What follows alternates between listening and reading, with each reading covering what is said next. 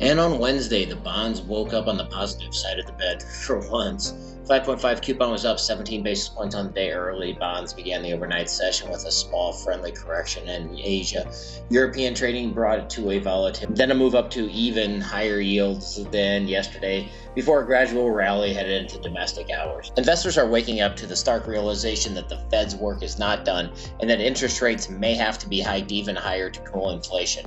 In quarter four of 2022, for the first time since at least 1974 when data was available, the quarterly number of housing units built for rent at 133,000 exceeded the number of single-family units built for sale at 126,000. Historically, the only times these numbers came close was during the recessions of 1982 and 2008-2009 when single-family production collapsed. Single-family built for sale starts are down about 40% from their recent peaks. Built for rent activity is nearing its 1986 high.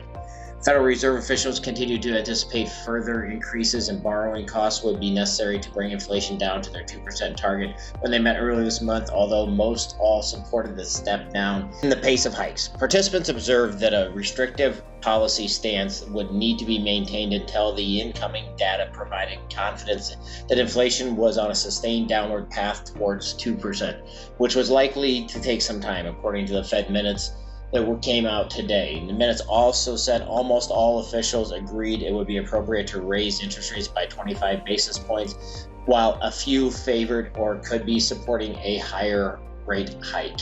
At the end of the day, we ended up being at 99.73, which was up 17 basis points on the day, which basically brought us back onto the map.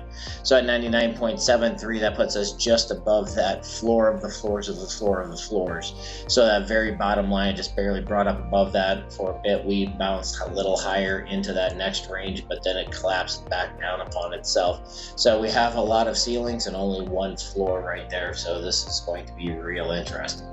Results released yesterday showed that a recent 4-day workweek trial in the UK had 56 of 61 participating companies continuing with the policy.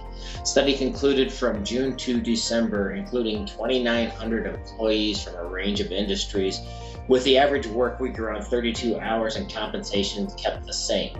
Results showed that 71% of employees reported less burnout, 39% less stress, and 60% better work-life balance.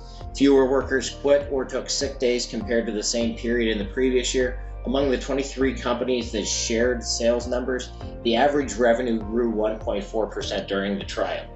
In the U.S., legislators in Maryland this week proposed a 5-year, 4-day work week pilot in exchange for tax credits at participating businesses. So it'll be interesting to see if people start adopting that a little bit more.